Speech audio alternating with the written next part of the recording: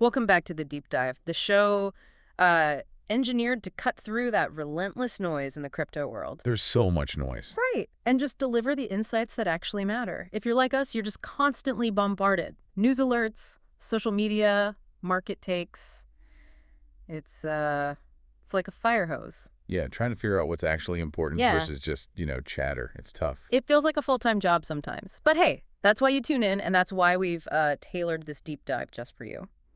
Okay, let's unpack this. Let's do it. Today, we're plunging into one of the most talked about topics right now, this recent wave of SEC delays. We're talking high-profile crypto ETFs, specifically the ones looking at altcoins like Solana and XRP. Right, and this isn't just about, what's happened. It's the why. Why does it matter? Yeah.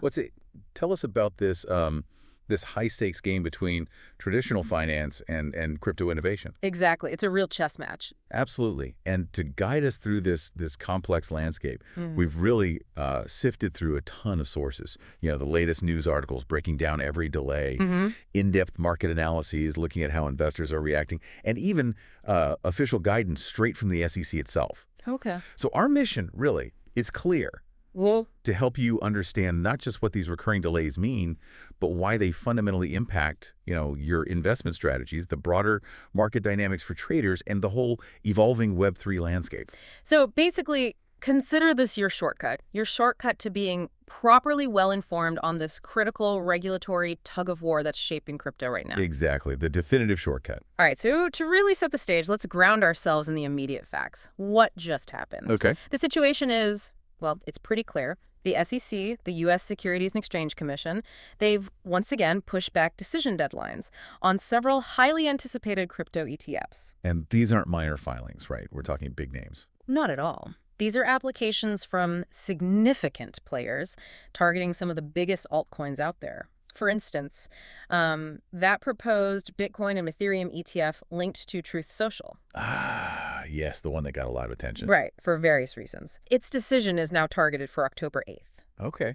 Pushback. Pushback. Okay. Then you've got the Solana ETFs. People are really eager for these from big managers like 21 Shares and Bitwise. Major players. Both of those. Decision dates extended to October 16th. October 16th. Okay. And let's not forget XRP. The 21 Shares Core XRP Trust, that crucial decision is now slated for October 19th. So basically a whole cluster of decisions punted to mid-October. Exactly. And when these announcements first hit, you could almost feel the market react, couldn't you? Oh, yeah, a mix of things. Disappointment, obviously. People were hoping for quicker approvals. Sure. But also, for anyone who's been watching this space, maybe a bit of, resigned expectation, a here we go again kind of feeling. Yeah, that here we go again sentiment says a lot, doesn't it? It speaks volumes about the current regulatory climate. It really does. And what's truly fascinating here, if you zoom out a bit, is that these delays, they aren't just random one-offs. Right, they fit a pattern. Exactly. They're indicative of the SEC's, let's call it, deeply rooted strategy for handling these novel crypto products. We're seeing a very consistent pattern. Which is? Cautious, painfully slow, some would say, and definitely a case-by-case approach. So it's not like one specific application has a unique problem they can't solve. It's systemic. It seems systemic, yeah. Yeah. It's a methodical process that means, like you said, many filings are now scheduled for fall reviews. It creates this bottleneck, regulatory uncertainty. And the core insight here isn't just that the SEC is slow, though they are. It's that their slowness, maybe unintentionally, is actually spurring real financial innovation. It's pushing the market to find other ways, solutions beyond the traditional gates. That's an interesting take. The delays themselves are forcing creativity. In a way, yes. Now, to understand why it's also drawn out, we kind of need to dig into the fundamental challenges the SEC faces here. Okay. They're trying to fit this dynamic, often decentralized crypto world, especially altcoins, into rule books made for, stocks and bonds. Like putting a square peg in a round hole? Something like that. Imagine regulating, a chaotic global street market with rules designed for a super formal bank vault. That's sort of the challenge. Right. So what are the specific worries? Well, first and foremost, market manipulation. That's huge for them. With stocks, surveillance is pretty established, but crypto markets, often fragmented, less transparent, detecting things like wash trading or pump and dumps is way harder. Okay, manipulation is number one. What else? Then there's the whole decentralized nature of many altcoins. Who's actually responsible? If there's no single company behind a protocol, who do they hold accountable if things go wrong? That makes investor protection tricky. That's exactly, which is their main job, right? Protecting investors. Then there's custody. How do you securely hold these digital things that live on a blockchain? It's not like locking up gold bars or stock certificates. Digital custody is complex. Very. And valuation. How do you reliably price something that can swing, 20% an hour? What does that mean for an ETF that needs to buy and sell constantly? Liquidity concerns. So manipulation, decentralization, custody, valuation, liquidity. It's a long list. It is. And these specific concerns lead to these super meticulous long reviews. It makes the whole thing feel like, I don't know, trying to solve a Rubik's Cube blindfolded while the market's building a spaceship. Ah, that's a good analogy. Yeah. And while the SEC is doing its Rubik's Cube thing, the market's getting impatient. Oh, absolutely. And here's where it gets really interesting. You've got this super cautious, methodical SEC pace, clashing directly with the market's undeniable, almost like fervent appetite. Investors, both retail and the big institutions, they are hungry for Solana and XRP ETFs. Why those two specifically? What's the draw? Well, both Solana and XRP, they represent large, pretty established ecosystems with real utility, right? Solana's got its high-speed blockchain powering DeFi, NFTs. Yeah, lots of activity there. And XRP is known for its role in, or at least it's aimed for, cross-border payments. So investors see these not just as like another crypto bet, they see them as ways to get broader market access. Meaningful diversification beyond just Bitcoin and Ether. Exactly. And also bringing a new layer of legitimacy, maybe institutional acceptance, to these big altcoin ecosystems. So when the SEC keeps pushing these decisions back, it doesn't just create general uncertainty, it actively fuels speculation, you said, like adding fuel to a fire. Precisely. It kicks the rumor mill into high gear. What kind of speculation? Well, all sorts. Is it speculation about eventual approval, maybe down the line after more regulatory clarity or a political shift? Or maybe speculation about rejection. Or rejection, yeah. Signaling a tougher stance on altcoins generally, maybe forcing innovation outside the US, or even speculation about how these things might eventually get approved, like what structure finally works, special custody, crazy risk warnings. So for you, the listener, this whole regulatory bottleneck, it directly impacts your ability to, say, diversify your crypto holdings using traditional, maybe safer, regulated methods. Absolutely. It limits your options. It might push some people towards riskier, less regulated ways to get exposure. And it keeps a big chunk of the market, maybe a piece of your potential portfolio, just stuck in this frustrating wait-and-see mode. It's like trying to invest in a race, but you're starting way behind the line. It's frustrating for everyone, big players and individuals alike. Totally. And this push-pull, this tension between the regulators and the market, it creates some interesting short-term dynamics, too. We definitely see significant volatility around delay headlines. Yeah, tell me about that. What happens to prices right when the news drops? You see almost immediate, knee-jerk reactions, often within minutes. Take Solana, SOL. After the latest delay news, its price dipped maybe 4 or 5% in the first hour or so. Okay. Some short-term traders probably closing positions, taking profits, thinking maybe the momentum stalls. And XRP, similar story. Similar, yeah. XRP often sees those immediate price swings too, sometimes downward corrections, maybe 3-6%, as that initial optimism just deflates. It tells you a lot about market psychology, doesn't it? People pricing in hope, not certainty. Exactly. Any delay can trigger that sell the news reaction. Is it just the specific coins affected, or does it ripple outwards? Oh, it ripples. There's often an effect across the broader crypto market. Even Bitcoin and Ethereum can move, though usually not as dramatically. How so? Do they benefit? Sometimes, yeah. You might see some capital temporarily shift back into BTC or ETFs, the approved ones, as investors look for that sort of safer, regulated option for a bit. A flight to perceived safety within crypto. Kind of. But other times, if the delay news casts a more general cloud over the whole crypto space, raises broader regulatory fears, then even BTC and ETH might see small dips. Just general risk-off sentiment. Wow. It just shows how interconnected everything is and how fast regulatory news, even just a delay, gets priced in everywhere. It could affect your whole portfolio. Definitely. Those immediate price moves are a super clear sign of how sensitive the market is to these regulatory signals. Everyone's holding their breath. Okay, so those are the immediate reactions. But beyond the short-term jumps, how are these delays shaping longer-term investor behavior? Are strategies changing? That's a really crucial question. And yes, if we connect this to the bigger picture, This ongoing uncertainty around altcoin ETFs is causing a noticeable strategic shift. What kind of shift? We're seeing a clear trend. Yeah. Some investors, especially the bigger institutional ones, but also a lot of savvy retail folks, are reallocating to approved BTC ETFs. Okay, why? Just because they're available. Pretty much. It's pragmatic. If you want crypto exposure through a regulated vehicle, and the altcoin options are stuck or just not there, you naturally go for what is available, what's liquid, and what's approved. Makes sense. And look at the numbers. The BlackRock iShares Bitcoin Trust, for instance. It now has, Got get it. this, over $87 billion in assets under management, AUM. 87 billion. That's incredible. It's a staggering number, Mhm. a massive inflow of capital. It just vividly shows how these approved Bitcoin and Ether ETFs are absolutely dominating the inflows. They're like vacuum cleaners for institutional and retail money. While the altcoin applications are just sitting there pending. Exactly, stuck in regulatory limbo. Yeah. Now, you could read this reallocation a couple of ways. Okay. On one hand, it definitely strengthens the market position, the perceived legitimacy of Bitcoin and Ethereum. Funnels huge, often sticky long-term capital into them. Right. But on the other hand, On the other hand, for some investors, it might just be a temporary thing, a safe harbor, a practical place to park money until they can get that broader altcoin exposure through similar regulated products later. so it's a holding pattern for some. Could be, yeah. And this whole situation, it's definitely testing institutional patience. Think about the big players, pension funds, hedge funds, wealth managers. They want diversified crypto exposure.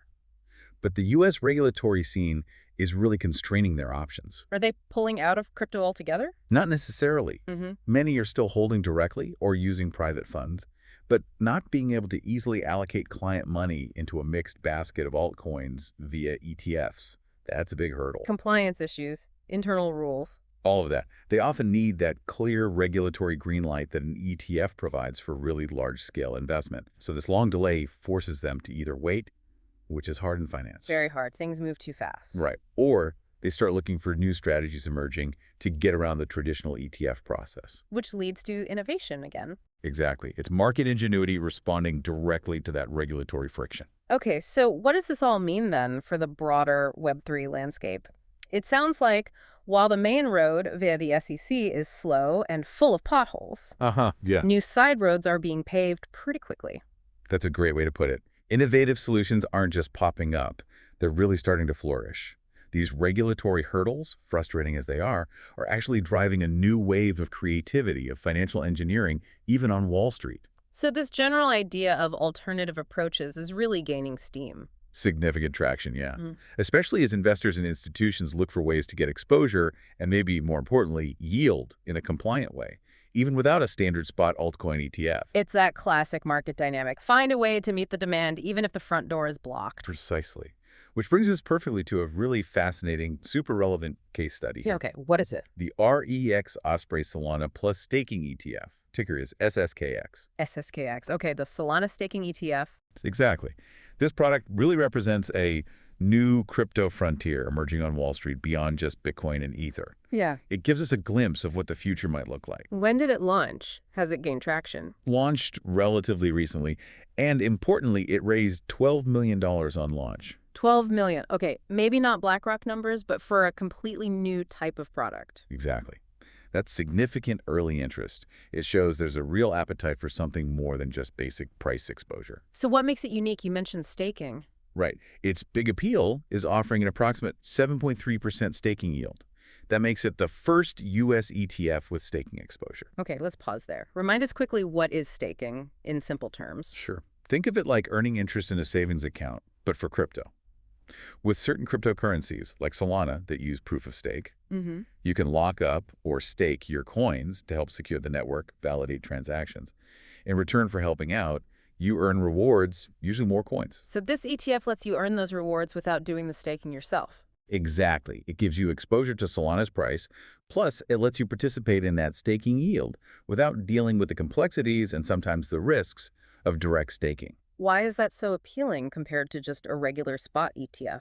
Because it's an additional income stream on top of any potential price gains. That combination is really powerful, especially for investors hunting for yield in today's market. So the early traction of SSK, does that put pressure back on the SEC? You could argue it does. Yeah, it demonstrates very clearly that the market wants more than just plain vanilla price tracking. It's like the market is saying, okay, if you won't give us spot ETFs quickly, we'll innovate with these yield-bearing ones instead. Does it signal what's coming next? More hybrid products. It certainly begs the question, are we going to see more ETFs that blend traditional structures with crypto features like staking or maybe even lending? It seems possible. But there are still risks, right? Even with this innovative structure. Oh, absolutely. It's crucial for you, the listener, to understand that. Yes, it offers yield, but the underlying asset, Solana, is still highly volatile. The price can swing wildly. Uh, And while the ETF manages the staking, there are still risks tied to the staking mechanism itself. Things like potential slashing penalties. Slashing penalties, what's that? Think of it as the network finding a validator, the entity running the software if they mess up. Like if they go offline for too long or try something malicious, it's a safety measure for the network. But a risk for the stakers. Exactly. A risk for anyone participating. Now, the ETF structure tries to minimize this risk by using multiple validators, careful management, diversification. But the risk isn't zero. It's an exciting innovation, but still requires due diligence. Understand the unique crypto risks. Always. Innovation doesn't eliminate risk, it just changes its shape sometimes. That REX Osprey example really does highlight the ingenuity happening, almost forced by the delays. It's a direct response. But let's circle back to a core problem these delays keep highlighting, this foundational issue. The lack of clear rules. Exactly. The lack of standardized ETF rulebook remains. What does that mean, practically speaking, for you, for the market? Well, means there isn't a clear, agreed-upon playbook. No set rules for how crypto ETFs, especially for all these different altcoins, should be built. How assets are held, how risks are disclosed, how they're regulated start to finish. And without that playbook, It creates huge uncertainty for the companies trying to launch ETFs, for investors wanting to buy them, and even for the SEC trying to review them fairly. It leads straight to this long, drawn-out case-by-case review process we're seeing. Everyone's flying a bit blind. which makes the SEC's move in July quite significant, even with the ongoing delays. Absolutely. That SEC's July guidance felt like a real development, a glimmer of clarity maybe in what often feels like a regulatory fog. What did they issue exactly? They actually issued a 12-page disclosure framework specifically for crypto ETFs. So moving beyond just general statements to giving some concrete expectations. Okay, what kind of things did it cover? It dug into crucial areas. Custody, for one. How should the crypto assets backing an ETF be held securely? Which, as we said, is way more complex than just sticking gold in a vault.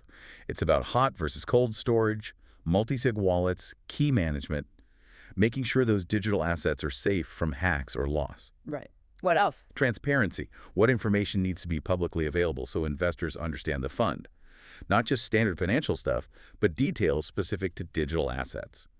Clear info on the coins, the fees, and crucially for staking ETFs, how the rewards work and the risks, like slashing. And the third piece. Risk, a framework for communicating the inherent risks, the volatility, the cybersecurity threats, the regulatory uncertainties that are unique to crypto. How do you explain those clearly? So custody, transparency, risk. They presented this as a step toward a real framework. They did. And it really signifies a foundational effort by the SEC to actually define some ground rules. It's like they're finally acknowledging formally that crypto is different and needs its own considerations. This raises an important question then. How might this guidance affect future altcoin ETF applications, even if it didn't stop these current delays? Well, it's highly likely that new applications will be designed specifically to meet these disclosure points more closely from the start. That could potentially streamline the review process later on, maybe. And for staking ETFs, like SSK, This guidance could lay the groundwork for how their unique features of yield, the staking risks, need to be disclosed in a standard way. That might actually pave the way for more products like SSK down the road. It provides a blueprint, even if it's still incomplete. okay, so these regulatory steps, even if they feel slow, are important attempts to bring some order. But let's shift to the numbers now. What is the data actually telling us? Data can cut through the noise. It really can.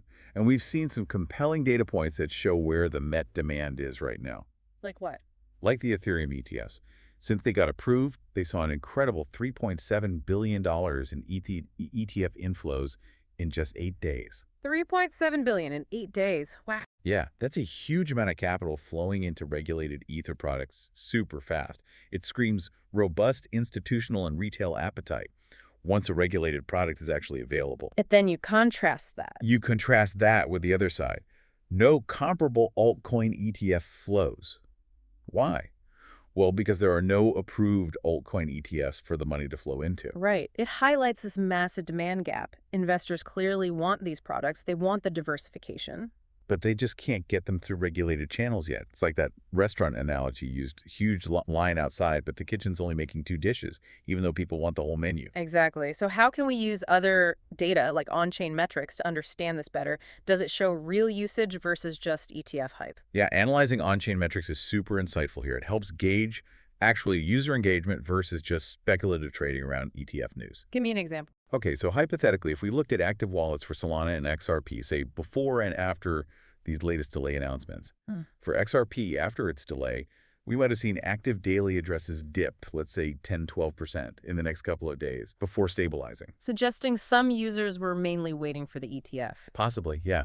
Suggesting a segment saw the ETF as their main entry point. Now, contrast that with Solana. Maybe its active wallets remained surprisingly steady, perhaps even grew slightly. What would that indicate? It could highlight a more resilient user base, maybe more driven by the actual utility of the chain DeFi, NFTs, and less swayed just by the ETF news alone. Yeah. Shows a stronger core community. Interesting comparison. What about the staking ETF? Can we compare its inflows to direct staking? We can. We could compare Solana staking locked value overall in the blockchain versus the RX Osprey ETF inflows.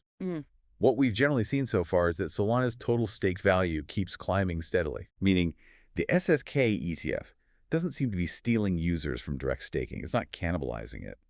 Instead, it looks like it's attracting new capital. Maybe institutionally focused money that wasn't comfortable with direct on-chain staking before. So it's growing the overall pie, not just reslicing it. That's what the early data suggests, yeah, expanding the market. And if we just visually overlaid the delay news onto price charts? You'd clearly see that immediate volatility we talked about. The moment the XRP delay news hit, boom, maybe a sharp 5% drop within hours. Solana might react too, but maybe recovers faster, perhaps because of that underlying ecosystem strength. And compare that volatility to Bitcoin and Ethereum. You compare that to the BTC ETF flow-driven price action. There, you often see less sharp drama, more steady, often upward trends that correlate with those consistent huge ETF inflows. It really underscores the massive impact of institutional money coming through regulated doors. So what do all these numbers tell us, big picture? They tell us that Bitcoin and Ethereum, through their ETFs, have reached a certain level of market maturity and investor confidence. Altcoins, though, still navigating a tougher path. There's undeniable demand, a clear hunger for products. But without those clear regulatory approvals, a lot of that demand is just sitting on the sidelines or finding alternative routes. Exactly. It highlights that the potential impact, if or when altcoin ETFs do get approved, could be enormous. It could unlock completely new waves of capital, both institutional and retail. Okay, so let's try and wrap this up, summarizing what we've really dug into today. It's clear we're in this really dynamic, fast-moving phase for crypto ETFs. Definitely dynamic. You've got the SEC acting with extreme caution, delaying big altcoin ETFs like Solana and XRP, driven by real concerns, manipulation, custody, investor safety. Right, that methodical, sometimes frustratingly slow pace. Which clashes directly with a market that's really eager for diversification, for regulated access to these major assets. A real hunger out there. And that very tension, it's actually sparking incredible innovation. It's leading to new strategies like these staking ETFs, the RX Osprey, SSK being a prime example, offering yield and features beyond just basic price tracking. Yeah, finding ways around the bottleneck. So the landscape is defined by what? Regulatory hurdles, huge market demand, and some really clever financial engineering trying to bridge that gap. That sums it up perfectly.